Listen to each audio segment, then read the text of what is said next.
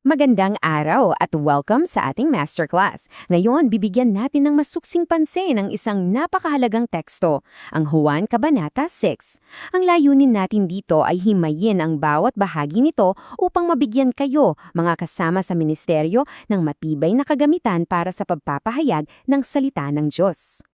Okay, para masimulan natin to, kailangan mong nating tingnan yung dalawang magkaibang larawan ni Jesus. Sa kaliwa, makikita nyo yung tinatawag nating the cultural Jesus, yung madalas na nakikita sa ating popular na devotion, yung walang kalaban-labang sanggol, o kaya naman yung talunang biktima, isa lang sa marami pang pwedeng lapitan.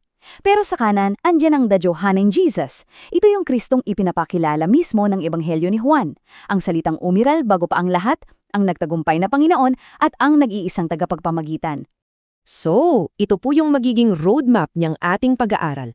Uumpisahan natin sa konteksto ng kultura para maintindihan natin yung hamon. Pagkatapos, sisisirin natin ng malalim yung teksto para makita ang sagot ng Biblia. At sa huli, tatalakayin natin yung direct pastoral application para sa ating mga ministeryo. Okay, simulan na natin sa unang bahagi, ang di-kumpletong Kristo ng Panata. Dito, susubukan nating i-diagnose, kung ano ba talaga yung theological na hamon na hinaharap natin sa konteksto ng relihiyon dito sa Pilipinas. Alam nyo, madalas yung pananampalataya nagiging masyadong nakasentro sa ritual at transaksyon.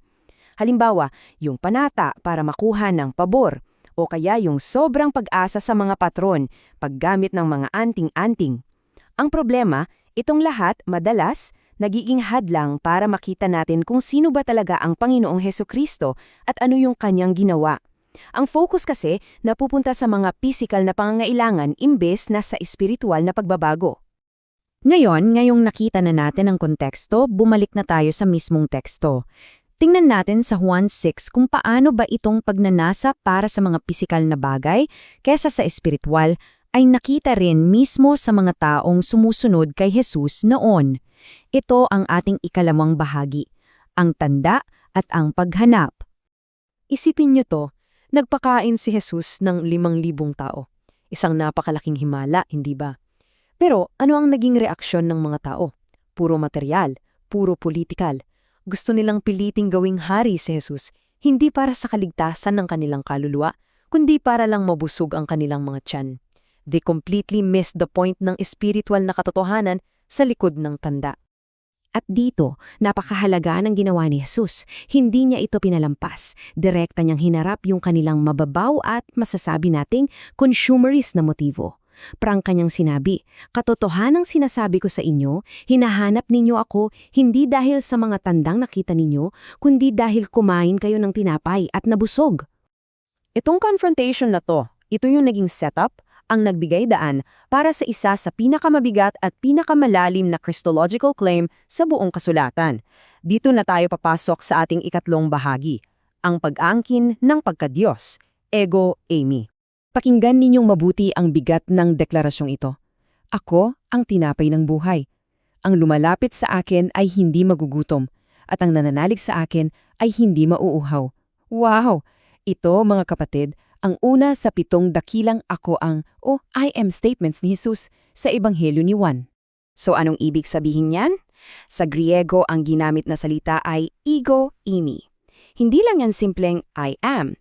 Ito ay isang napaka-deliberate na pag-angkin sa banal na pangalan, yung YHWH, na ipinahayag ng Diyos kay Moises sa Exodus 3:14. Ako ay ako. Sa madaling salita, hindi lang sinasabi ni Jesus na para akong tinapay, ang sinasabi niya ay ako mismo ang Diyos. At lalo pa niyang tinalalim ito. Tingnan niyo kung gaano ka-brilliant ang ginawa niya. Kinuha niya ang isang bagay na alam ng mga tao, yung mana na kinain ng mga ninuno nila sa disyerto, at ikinumpara niya sa kanyang sarili. Dito na tayo sa ika-4 na bahagi, ang tunay na tinapay mula sa langit. At dito, kitang-kita natin yung napakalaking pagkakaiba. Yung mana, pansamantala lang yon, para lang sa katawan at dumaan pa kay Moises. Pero si Kristo, ang tunay na tinapay, nagbibigay ng buhay na walang hanggan at direkta itong galing sa Ama. Sabi niya, ang inyong mga ninuno ay kumain ng mana at namatay. Pero ang kumakain ng tinapay na ito ay mabubuhay magpakailanman. Napakalayo ng agwat. So, ano sa tingin nyo ang naging reaksyon ng mga tao sa ganito karadikal na claim? Hindi ito tinanggap ng maluwag sa dibdib. Actually, nagdulot ito ng matinding pagtatalo at pagkakawatak-watak. At ito ang ating ikalimang bahagi, isang mahirap at eksklusibong turo. Naging offensive sa kanila ang turo ni Jesus. Naging katitisoran yung sinabi niyang kailangan nilang kainin ang kanyang laman at inumin ang kanyang dugo. Nagbulong-bulungan ang mga Hudyo, "Teka, hindi ba't anak lang yan ni Jose?"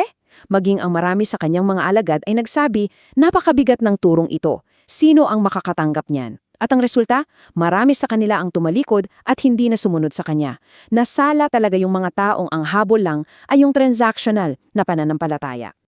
At dito na po tayo papunta sa ating konklusyon.